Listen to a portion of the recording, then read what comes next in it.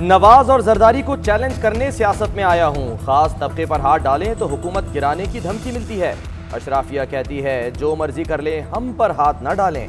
वजीर आजम कहते हैं दो बड़े खानदानों ने मुल्क को बेदर्दी से लूटा। साबिक हुकूमतों ने आवाम के लिए कुछ नहीं किया। नवाज और जरदारी ने मुझे अपनी अपनी पार्टियों में शमूलियत की दावत दी। नवाज शरीफ तो क्रिकेट खेल रहे थे, हाथ साथी तौर पर वजीर आजम बन गए। बैरून मुल्क छुट्टियां गुजारने वाले मुल्क का नहीं सोच सकते। हर साल दुनिया में बड़ी रकम मनी लॉन्ड्रिंग की मद में बाहर जाती है। कानून की हुक्मरानी से दूर कौमें तबाह हो जाती हैं। जब दफ्तर जाता हूं तो लगता है जिहाद करने जा रहा हूं। सियासत स्विमिंग की तरह सीखी, जब सियासत में आया तो कुछ नहीं मालूम था। बिल्कुल ऐसे ही स्विमिंग सीखी थी जब 4 साल का था।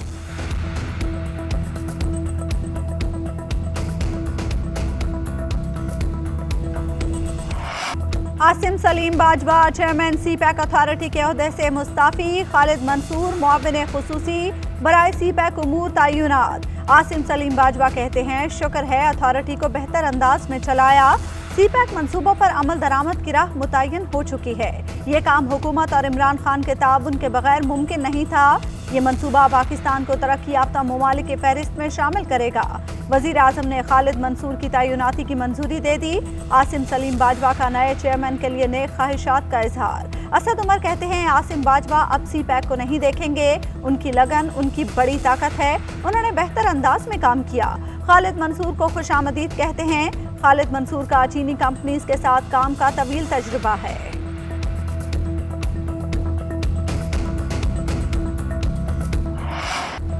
तख्ते सिंध संभालने के बयानात के बाद सिंध और विफाक में बयानबाजी तेज। फवाद चौधरी कहते हैं सिंध हुकूमत गवर्नेंस की तरफ तवज्जो दे। सूबाई हुकूमत को अपने गिरेबान में झांकना होगा, हम हाथ पर हाथ रखकर नहीं बैठेंगे। कराची और हैदराबाद वैक्सीनेशन के मामले में सबसे पीछे हैं। पीपल्स पार्टी की हुकूमत तो वैसे ही हर मैदान में पीछे है। अवाम बेहाल हैं। इस जमात ने सूबे को 10 साल में भी कुछ नहीं दिया। मरियम मौलाना और नवाज शरीफ पार्लिमानी निजाम का हिस्सा नहीं, इनकी सियासत खत्म हो चुकी। गैर पार्लिमानी लोगों से किसी सूरत बात नहीं होगी। हर हारने वाला कहता है धांधली हुई है। वोटिंग मशीनों पर इस्लाहात कबूल नहीं तो अपोजिशन अपनी तजावीज दे, हम गौर करेंगे।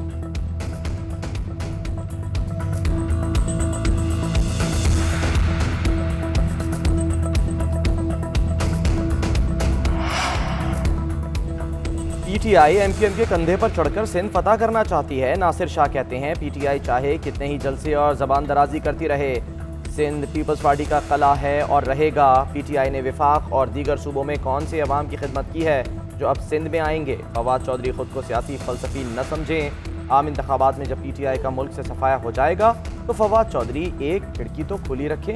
आपको सिंध हुकूमत पर तनकीद करने से अगर पंजाब की वजारत आला मिल जाती है तो हम खुश होंगे।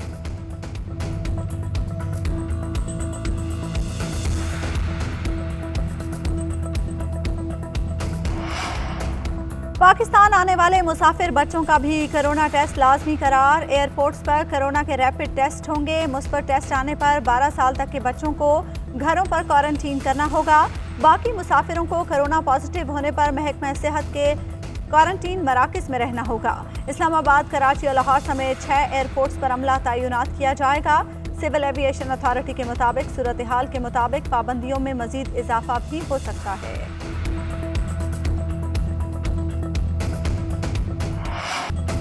मुल्क में कोरोना वैक्सीन लगवाने के रुझान में इजाफा। कोरोना वैक्सीन लगाने का हर नए दिन नया रिकॉर्ड। गुज़िश्ता रोज पहली दफा 10 लाख से ज्यादा अफराद को वैक्सीन लगाई गई। असद उमर ने कहा इस्लामाबाद में 50% अहल आबादी को वैक्सीन की पहली डोज लगाई जा चुकी है। मोडर्ना वैक्सीन से मुतालिक नई गाइडलाइंस जारी। मोडर्ना हामला खवातीन, 16 साल से जायद तालिब इल्म समेत आम शहरियों को भी लगाई जाएगी। उधर सिंध में शनाख्ती कार्ड से महरूम अफराद को भी कोरोना वैक्सीन लगाने का फैसला। मैट्रिक की सनद दिखाकर भी वैक्सीनेशन हो सकेगी।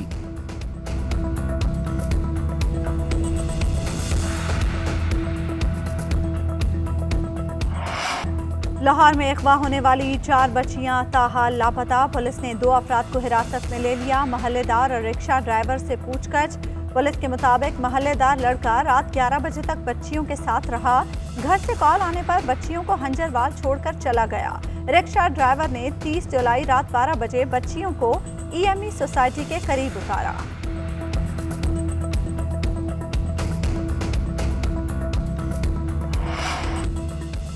फैसल जावेद का कहना है, एक बार फिर जोर देते हैं कि बच्चों से ज्यादती करने वालों को सरेआम फांसी देने पर इत्तफाक राय पैदा करना नागुज़ीर है। बच्चों और ख़वातीन के साथ ज्यादती करने वाले इंसान नहीं, वहशी दरिंदे हैं। इनको निशाने इबरत बनाना चाहिए।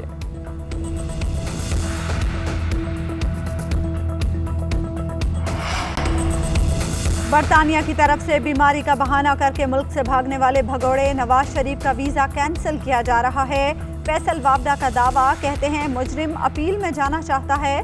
भगोड़े को कैसा थप्पड़ रसीद हुआ है और ये शख्स मुल्क का वजीर आजम रहा है, कमाल है।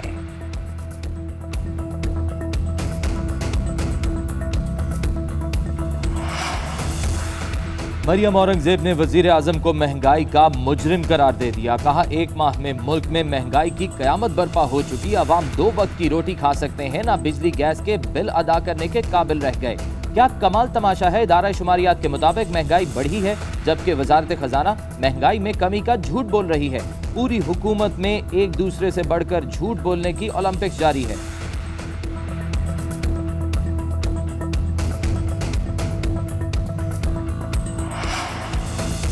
शहजाद अकबर और नज़ीर चौहान में सुलह। शहजाद अकबर ने सुलहनामे पर दस्तखत कर दिए, तहरीर किया। नज़ीर चौहान ने अपनी गलती तस्लीम की, बेबुनियाद इल्ज़ामात पर माजरत भी की। इनकी जमानत पर कोई एतराज़ नहीं। अदालत ने मुद्दई को नोटिस जारी करते हुए जवाब तलब कर लिया। रिमार्क दिए, शहजाद अकबर सुलह की तस्दीक के लिए खुद आएँ या नुमाइंदा भेजें जो पेश होकर मुलजिम को माफ़ करे। नज़ीर चौहान की दरख्वास्त जमानत पर समाअत कल तक मुलतवी।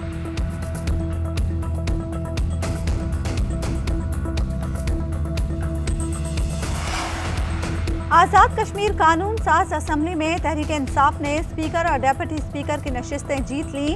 चौधरी अनवारुल हक आज़ाद कश्मीर कानून साज असम्बली के स्पीकर मुंतखब, उन्हें 32 वोट मिले। फैसल राठौर ने 15 वोट हासिल किए।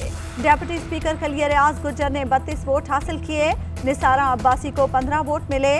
वोटिंग के अमल में 49 अरकान ने हिस्सा लिया, 2 वोट मुस्तरद हो गए। राजा फारूक हैदर कहते हैं, धांधली के रिकॉर्ड बनाए गए। तहरीक इंसाफ ने धौंस और धांधली से काम लिया, इनको हर फोरम पर चैलेंज करेंगे। पंजाब असम्बली में तहफ़्फ़ुज़ इस्तेहक़ाक़ तरमीमी बिल मंजूर। गवर्नर ने पहले एतराज़ात लगाए। परवेज़ इलाही कहते हैं, हमने 3 साल इनके लिए मिन्नतें करके निकाले कि नई हुकूमत है, अब मिन्नतें नहीं चलेंगी। ये हमारे बर्तन तोड़ते रहे, अब इन्हें डिलीवर करना होगा। हुकूमत को काम करना होगा। हुकूमत अपनी गवर्नेंस ठीक नहीं कर रही, हमने अपना काम शुरू कर दिया है। रूल्स की रोशनी में पंजाब का इस्तेहक़ाक़ बिल मंजूर कराया। 1-2 मिसालें बनाएंगे, फिर किसी को जुर्रत नहीं होगी कि अराकीन के इस्तेहक़ाक़ मजरूह करे।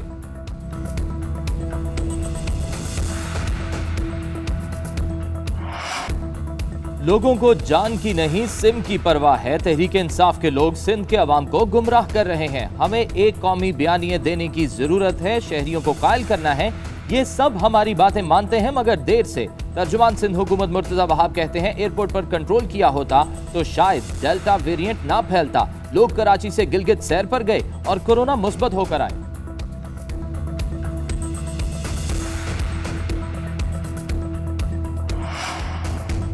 सऊदी अरब से रिहाई पाने वाले 28 पाकिस्तानी कैदी वतन वापस पहुंच गए। 19 कैदियों की वापसी के अखराजात सरकारी खजाने से अदा किए गए। 7 कैदियों का ताल्लुक खैबर पख्तूनख्वा के ज़िला महमद से है। PTI के रहनुमा एजाज चौधरी ने वतन वापसी पर कैदियों का इस्तकबाल किया। वज़ीर आज़म इमरान खान की खुसूसी काविशों से कैदियों को रिहाई मिली।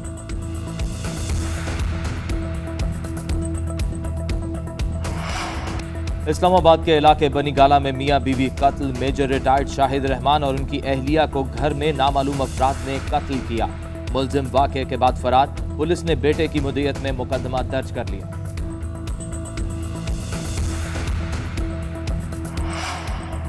कराची से मुजफ्फराबाद जाने वाले सयाह दरियाए नीलम की नज़र। पाँव फिसलने से बच्चा दरियाए नीलम में गिर गया। बच्चे को बचाने के लिए बाप ने छलांग लगाई। रेस्क्यू के मुताबिक डूबने वाले बाप बेटे की तलाश जारी है।